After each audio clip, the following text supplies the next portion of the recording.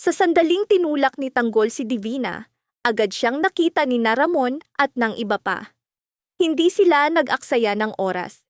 Dama nilang anumang saglit ay maaaring bumalik ang mga tauhan ni Divina upang gumanti. Mabilis nilang hinila si Tanggol, halos kargahin papunta sa sasakyan. Nanginginig ang kanyang mga kamay. Hindi malinaw kung dahil sa galit, pagod, o sa bigat ng mga tanong na bumabalot sa kanyang isip.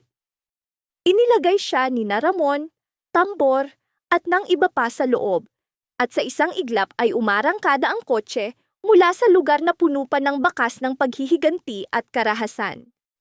Sa madilim na kalsada, habang humahagibis ang sasakyan, tila bumagal ang oras para kay Tanggol. Ang ugong ng makina ay humalo sa kanyang magulong isip. Tinanong siya ni Ramon kung ayos lang ba siya, kung nasaktan ba siya. Ngunit umiling lamang si Tanggol, walang masabi. Paulit-ulit bumabalik sa kanyang alaala ang eksena, ang lalaking nakamaskara, ang malamig na tinig, at ang sandaling muntik na siyang lamunin ng kamatayan. Muli at muli, umaling-awngaw ang mga salita na parang sumpa. Sinabi ng nakamaskara na siya ay anak ni Divina. Mula sa sandaling iyon, tumubo ang hinala sa isip ni Tanggol. Tinitigan niya ang kanyang mukhang may peklat sa salamin at naisip, baka si Bernard ang nakamaskarang iyon. Baka ang taong minsan niyang pinagkatiwalaan ay siya na ngayong nagtatangkang pumatay sa kanya. Kung si Bernard nga ang anak ni Divina, biglang naging malinaw ang lahat ng pagtataksil, mga lihim na galaw, at mga pasyang nagdala sa kanila sa kapahamakan. Ang pinakamasakit na katotohanan ay hindi lamang ito tungkol sa pagkakaaway, kundi tungkol sa dugo, pagkakamag-anak, at nasirang tiwala. Bumigat ang katahimikan sa loob ng sasakyan.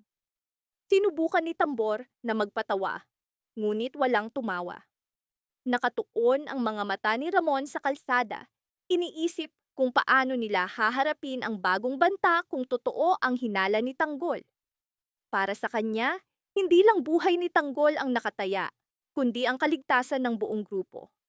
Alam niya, isang maling hakbang ay maaaring magdala ng ganap na pagkawasak. Samantala, sa isang madilim at makipot na silid, nakagapos si Pungay. Ang kanyang mga kamay ay nakatali ng mahigpit, halos hindi na dumadaloy ang dugo. Ngunit ang mas mabigat na sakit ay nasa kanyang dibdib. Siya'y nanginginig, hindi sa takot, kundi sa galit at puot. Para sa kanya, hindi kailanman mapapatawad si Bernard, sapagkat winasak nito ang kanyang kapatid na si Dimples, na minsang nangarap ng pag-ibig at proteksyon, ngunit sa huli ay nabasag ng pagtataksil. Sa bawat hinga, muling bumabalik sa isip ni Pungay ang mga luha ni Dimples, ang nasirang tiwala, at ang galit na hindi kayang burahin ng katahimikan. Nasa harap niya si Rocky Boy, malamig ang mga mata, tila walang pakialam sa kanyang paghihirap. Para sa kanya, walang saysay ang galit ni Pungay, kaya't binaliwala niya ang bawat akusasyon at sumpa. Sa halip na awa, banta ang kanyang ibinigay, mga salitang puno ng pananakot, na para bang kaya niyang wakasan ang lahat anumang oras. Maya-maya, dahan-dahan niyang inilabas ang isang kutsilyo. Kumislap ang talim sa ilalim ng mahinang ilaw at sa sandaling iyon, lalo pang bumigat ang dibdib ni Pungay. Ngunit hindi takot sa kamatayan ang kanyang nadama, kundi pinipigil ang puot. Gusto niyang sumigaw, lumaban, ipagtanggol ang alaala ni Dimples, kahit sa huling hininga. Ngunit bago pa makalapit si Rocky Boy, biglang sumabog ang mga sigaw sa labas. Mga yapak, tinig na puno ng galit, at tunog ng pintuang binubuksan ng marahas. Pumasok si Tanggol at ang kanyang mga kasama. Agad na nagbago ang atmosfera, nabasag ang katahimikan, bumalot ang tensyon at takot. Sinamantala ni Pungay ang sandali upang humingi ng tulong, umaasang sa wakas ay may makaririnig sa kanyang daing. Ngunit mabilis at marahas siyang pinatahimik ni Rocky Boy, na para bang nais pigilan si Tanggol na matuklasan ang katotohanan. Sa isang iglap, nagtagpo ang mga mata ni Tanggol at Rocky Boy. Sa titig na iyon nakapaloob ang lahat ng hindi nasabi, galit, lihim, at ang paparating na banggaan na hindi na mapipigilan. Para kay Tanggol, malinaw, hindi pa tapos ang laban. Para kay Pungay, iyon ang muling pagsilang ng pag-asa. At para kay Rocky Boy, iyon ang simula ng isang madilim at mapanganib na kabanata na hindi na niya matatakasan.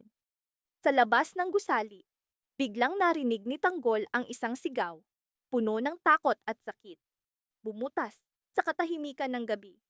Huminto siya, mas mahigpit na hinawakan ang kanyang sandata at sinubukang hanapin ang pinagmulan. Sa bawat hakbang, lalo pang bumigat ang kanyang dibdib sapagkat alam niyang hindi karaniwang sigaw iyon.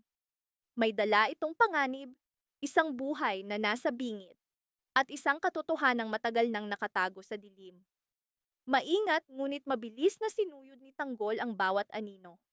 Bawat sulok na maaaring pagtaguan ng isang taong bihasa sa pagtatago sa likod ng kasinungalingan. Habang papalapit siya sa pinagmulan ng sigaw, lalong luminaw ang kanyang hinala. Sa wakas, nakatiyak siya. Si Bernard ang nakatago. Si Bernard, kilala ng lahat bilang Rocky Boy, ang matagal nang nagkunwaring inosente, ang taong pinaniwalaang walang sala. Tumayo si Tanggol sa bungad ng makipot na pasilyo at buong lakas na sumigaw, tinatawag ang pangalan ni Bernard. Hinahamon siyang lumabas at harapin ang katotohanan. Ilang segundo ang lumipas na tila walang hanggan bago dahan-dahang lumitaw si Bernard mula sa dilim. Ang kanyang mukha ay puno ng kumpiyansa at pangungutya, na para bang matagal na niyang hinintay ang sandaling ito. Walang pag-aalinlangan, itinaas ni Tanggol ang kanyang baril at itinutok kay Bernard. Nanginginig ang kanyang kamay, hindi sa takot, kundi sa galit at sa bigat ng katotohanang ngayoy nabunyag. Mariing idineklara ni Tanggol na alam na nila ang lahat. Ang pagkukunwari ni Bernard, ang huwad na pagkakakilanlan, at ang panlilinlang na nagpaniwala sa kanila. Ibinunyag niyang hindi anak ni Divina si Bernard, kundi ginamit lamang ang huwad na katauhan upang linlangin ang lahat. Ngunit sa halip na matakot, isang malamig at mapanganib na ngiti ang ibinigay ni Bernard, na para bang ikinatuwa pa niya ang pagbubunyag. Mabagal niyang inilabas mula sa bulsa ang isang nakatagong bagay.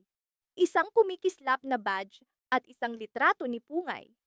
Sa sandaling iyon, tila tumigil ang mundo ni Tanggol. Nasunog ang pangalan ni Pungay sa kanyang dibdib na parang apoy. Ipinahayag ni Bernard na bihag niya si Pungay, at bawat salita ay puno ng banta. Malinaw ang kanyang mensahe. Isang maling galaw, isang kisap mata, at mamamatay si Pungay. Ang tinig ni Bernard ay tumulo ng pangungutya at hamon. Hinamon niya si Tanggol na barilin siya, na para bang alam niyang nakagapos ang mga kamay ni Tanggol. Sa ilang segundo, sumabog ang tunggalian sa loob ni Tanggol. Galit na handang kumawala, takot para sa kaligtasan ni Pungay, at tungkuling pumili ng tamang landas kahit gaano kasakit. Ngunit bago pa makakilos si Tanggol, biglang tumalon si Bernard pababa sa hagdan. Iniwan ang silid na puno ng tensyon at hindi natapos na paghaharap. Agad nagsimula ang habulan. Isang pagtugis na puno ng panganib at suspense. Tumakbo si Tanggol kasunod ni Bernard, kasama si Ramon at ang iba pa. Bawat isa ay may dalang takot, ngunit may determinasyon din. Hindi nila maaaring hayaang makatakas si Bernard. Hindi pa alam ni Tanggol na mas malalim at mas mabangis ang plano ni Bernard. Sa bawat hakbang, lalong naging malinaw, handa si Bernard na gawin ang lahat upang mabuhay, kahit pa manakit o pumatay ng iba. Narating nila ang isang halos madilim na silid. Mabigat ang hangin at ang katahimikan ay nakabibingi. Biglang huminto si Bernard at mabilis na naglabas ng tear gas. Sa isang iglap, napuno ng usok ang silid. Lumapot ang hangin, nag-init ang mga mata, at naging mahirap ang paghinga. Maraming kasama ang napaluhod, umuubo at tinatakpan ang kanilang mga mukha. Desperadong tinawag ni Ramon si Tanggol, pilit na nananatiling kalmado kahit lumalabo ang kanyang paningin. Napuno ng pangamba ang dibdib ni Tanggol. Sa gitna ng usok at hapdi sa mga mata, sumulpot sa kanyang isip ang mukha ni Pungay at naisip niya kung hanggang saan aabot ang kalupitan ni Bernard. Hinipo niya ang pinto. Sa wakas, natagpuan ng kanyang kamay at buong lakas niyang itinulak, ngunit hindi gumalaw. Para bang lahat ay inihanda bilang isang bitag. Lalong lumapot ang usok, lalong naging mahirap ang paghinga. At sa loob ni Tanggol ay sumiklab ang mas malalim na laban. Hindi lamang laban kay Bernard, kundi laban sa sariling takot at sa bigat ng mga pasya. Alam niyang kailangan niyang manatiling matatag, panatilihing malamig ang ulo, kahit ang kanyang katawan ay sumisigaw sa sakit. Sa dilim na puno ng ubo at hingal, nagsimula ang isang masidhing digmaan. Hindi lamang laban sa kaaway, kundi laban sa mga takot ng nakaraan at mga pasya para sa hinaharap. Habang pilit na pinatatatag ni Tanggol ang sarili, lalo siyang binubuwag ng pangamba. Para bang sasabog ang kanyang dibdib sa takot, nakatuon ang kanyang mga mata sa nakasarang pinto. Bawat sandali ay tila walang katapusan. Sa likod ng pinto, dama niya ang kakaiba, isang bagay na imposibleng balewalain. Nanginginig ang kanyang mga kamay habang hinawakan ang baril. Sumulpot sa kanyang isip ang mga mukha ni Naenteng at ng kanyang ama na si Ramon. Sa isang iglap, tumanggi siyang umatras, pinili niyang sumulong. Umalingaw-ngaw ang putok ng baril, pumasag sa katahimikan. Nagkadurog-durog ang pinto, nagliparan ang mga piraso ng kahoy, at bumagsak ang harang na matagal nang naghihiwalay sa kanya sa katotohanan. Sa harap niya, bumukas ang realidad na matagal nang nakatago sa dilim. Pagpasok ni Tanggol, sinalubong siya ng mabigat na katahimikan at dilim. Ninakaw ang kanyang hininga. Sumalubong sa kanyang ilong ang amoy ng pulbura at dugo. Dahan-dahang nag-adjust ang kanyang mga mata sa mahinang liwanag at lumitaw ang nakakatakot na eksena.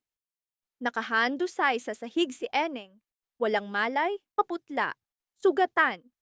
Ilang hakbang pa, nakita niya ang kanyang ama na si Ramon, tuguan, nakasandal sa dingding, pilit na humihinga. Bawat hinga ay laban sa pagitan ng buhay at kamatayan. Nabasag ang dibdib ni Tanggol. Para bang binuhusan siya ng yelong tubig. Mabagal na umukit sa kanyang isip ang buong larawan ng pangyayari. Sa mga mata ni Ramon ay naroon ang sakit at pagsisisi. At doon naunawaan ni Tanggol na sila'y pinagtaksilan ni Rocky Boy. Hindi ito basta bigla ang pag-atake. Hindi basta walang ingat na karahasan. Isa itong planadong masaker. Isa-isa, tinarget ang kanilang mga kasama. Ginamit ang kanilang kahinaan at tiwala. Sa loob ni Tanggol sumabog ang tunggalian, galit, takot, at matinding pagkakasala. Kung naging mas maingat lamang siya, kung nakita niya agad ang mga galaw ni Rocky Boy, marahil hindi sila mauuwi sa ganitong kalagayan. Sa ibang dako, nagtipon ang mga nakatatanda sa isang mabigat na katahimikan. Walang emosyon ang abogado habang binasa ang huling habilin ni Don Gustavo. Bawat salita ay tumagos na parang punyal. Nang malinaw na mas malaking bahagi ng yaman ay ibinigay kay Tanggol, sumabog sa galit si Miguelito. Nanginginig ang kanyang mga kamao, naglalagablab ang kanyang mga mata. Para sa kanya, insulto at pagtataksil iyon, sapagkat siya ang naniniwalang tunay na tagapagmana. Para bang ninaakawan siya ng tadhana, at ang pangalan ni Tanggol ay naging sagisag ng lahat ng kanyang inggit at puot. Samantala sa istasyon, sumabog ang matagal ng kinikimkim na tensyon. Magkaharap sina Rigor at Hector. Parehong matatag, parehong ayaw magbigay. Sa galit, inakusahan ni Rigor si Hector na nakapasok sa pulisya dahil lamang sa koneksyon. Sa sandaling iyon, lumitaw ang mga tao ng nakabaong hidwaan. Isang banggaan hindi lamang personal, kundi ng prinsipyo, ambisyon, at galit na hindi na mapipigilan. Para kay Rigor, puno ng kawalan ng katarungan ang mundo, at si Hector ang patunay. Ngunit hindi natinag si Hector. Mariin niyang sinabi na sa kanilang sistema, sino mang may hawak ng kapangyarihan, maging vice-alcalde man o ang mga gerero, ay may pagkakataong umangat. Hindi niya itinanggi ang katotohanan. Ngunit nilinaw niyang hindi niya hahayaang maliitin ang sariling pagsisikap. Lalong nagngit-ngit si Rigor. Bawat salita ni Hector ay naging gatong sa kanyang apoy. Sa isang iglap, isang suntok ang bumasag sa katahimikan ng istasyon. Umalingaw-ngaw ang tunog ng hampas, sinunda ng sigawan at kaguluhan. Nagsimula ang laban, isang pisikal na banggaan na refleksyon ng mas malalim na hidwaan. Kapangyarihan, karahasan, at kawalan ng tiwala ang nagbanggaan. Bawat suntok at tulak ay naglantad ng sugat na matagal nang nakatago. Mga sugat na walang batas o ranggo ang makakagamot. Sa iba't ibang lugar, sa iba't ibang labanan, iisang ugat ang nagdudugtong sa lahat.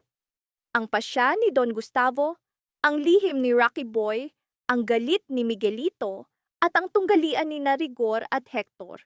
Lahat naglalang ng masalimuot na kwento ng kapangyarihan, pamilya, at paghihiganti. Samantala, nakaluhod si Tanggol sa tabi ni Eneng at Ramon, mahigpit na hawak ang kamay ng kanyang ama. Para sa kanya, malinaw, hindi pa tapos ang laban. Lalong bumigat ang katahimikan bago ang unos. At mula sa sandaling iyon, bawat pasya ay magtatakda kung sino ang mabubuhay at sino ang mawawala magpakailanman. Hindi tayo aalis hanggat hindi natin siya natatagpuan. Mariing bulong ni Tanggol, puno ng pagbabantay at pinipigilang galit ang mga mata. Nasa tabi niya sina Ramon at Enteng. Sugatan mula sa mga nakaraang banggaan, ngunit nananatiling matatag. Alam nilang, anumang oras ay maaaring sumabog ang sitwasyon. Sa di kalayuan, hinarang ng mga tauhan ni Ramon ang isang dambuhalang truck na pilit pumapasok. Sa sandaling iyon, lalong naging malinaw, nagsisimula na ang susunod na kabanata ng laban. At wala nang makapipigil sa unos na paparating. Umugong ang truck, yumanig ang langit, ngunit walang umatras. Sa isang iglap, sumampa ang buong grupo, pumasok sa loob. Sa bawat mukha ay nakaukit ang takot at determinasyon. Sa gitna ng pagmamadali, hindi napansin ang pagdating ni Rocky Boy mula sa San Dimas. Magaan ang kanyang mga hakbang, ngunit mabigat ang dala niyang pagkakasala. Sa bawat yapak, lumilitaw ang mga alaala ng nakaraang pagtataksil. Dahan-dahang inilalayo siya sa mga taong minsan niyang tinawag na pamilya. Hinarang siya ng ilang guwardiya. Puno ng hinala at kawalan ng tiwala ang kanilang mga mata. Isa ang lumapit at marahas na nagtanong, sino siya at bakit siya narito? Pilit na nanatiling kalmado si Rocky Boy, maingat na ipinaliwanag. Sinabi niyang kaibigan siya ni Eneng at Tanggol. Ipinadala upang maghatid ng pagkain para sa pamilya. Ngunit nanginginig ang kanyang mga kamay. Hindi sa takot, kundi sa bigat ng kasinungalingang muli niyang binigkas. Sa huli, iniabot niya ang pera, isang tahimik na suhol, ang susi sa kanyang pagpasok. Sa labas, tila normal ang lahat. Ngunit sa kanyang mga mata ay naglalagablab ang pinipigilang tensyon. Samantala, nakapasok na ang grupo ni Tanggol sa teritoryo ni Divina. Tahimik na gumagalaw. Sinisiyasat ang bawat sulok. Ang kanilang nakita ay nakababahala, mga lihim na palitan, mga transaksyong nakatago, mga kasunduang hindi dapat mabunyag. Nasa gitna si Divina, matagal nang kilala bilang mapag-arugang ina, ngunit ngayoy malamig at kalkulado ang tindig. Bawat salita ay naglantad ng kapangyarihang itinayo niya sa loob ng maraming taon sa anino. Sa kabanatang ito, nabunyag ang tunay na pagkakakilanlan ni Rocky Boy. Siya ang anak ni Divina. Siya ang utak sa pag-atake kay Tanggol. Tahimik, estrategiko, ang arkitekto ng dugo at kaguluhan. Sa rurok ng tensyon, nagsimula ang habulan at panlilinlang. Akala ng grupo ni Tanggol ay hawak nila ang kontrol, ngunit sila'y nalinlang. Sumabog ang putukan, kumalat ang kaguluhan. Si Ramon, laging nasa unahan ng depensa, ay tinamaan. Dumaloy ang dugo habang pilit niyang tinitiis ang sakit. Si Entengman ay bumagsak sa gitna ng kaguluhan. Naglalagablab ang mga mata sa galit at pagsisisi. Sapagkat nagtiwala siya sa maling tao, at ang tiwalang iyon ang nagdala sa kanila sa kapahamakan. Sumabog ang galit ni Miguelito nang malaman niyang kalahati ng ari-arian ni Don Gustavo ay napunta kay Tanggol. Tumagos sa kanya ang balita na parang punyal. Bawat sakripisyong ginawa niya para kay Don Gustavo ay naging gatong sa kanyang puot. Nakaramdam siya ng pagkakalimutan, ng pagpapalit. Sa kanyang isip, malinaw. Hindi pa ito ang wakas. Bawat pa siya ay may kapalit at handa siyang kunin ang kanyang bahagi. Samantala sa istasyon, tuluyang nabunyag ang tunay na katauhan ni Rigor at Hector. Taon ng kinikimkim na galit at karahasan ang sumabog sa pisikal na labanan. Nagbanggaan ang kanilang mga kamao, sinabayan ng sigawan at mabibigat na hinga. Bawat suntok ay nagpakawala ng galit, puot, at takot na matagal nang nakatago sa likod ng uniforme at autoridad. Umatras ang mga nakamasid, na pagtanto nilang lumalala na ang sitwasyon. Sa huli, naging malinaw, lalo pang tumitindi ang tunggalian. Bawat tauhan, sina Tanggol, Ramon, Eneng, Rocky Boy, Divina, Miguelito, Don Gustavo, Rigor at Hector, ay ngayon nakapulupot sa masalimuot na laban ng kapangyarihan, paghihiganti at puot. Malayo pa sa katapusan ng labanan. Sa likod ng bawat katahimikan ay nakatago ang bagong panganib, at bawat pa siya ay babayaran ng dugo o luha. Ang darating ay mas mapanganib, mas masakit, at nakatakdang baguhin ang kanilang mga buhay magpakailanman. Sapagkat sa kanilang mundo, walang ligtas na kanlungan, walang tunay na nagwagi,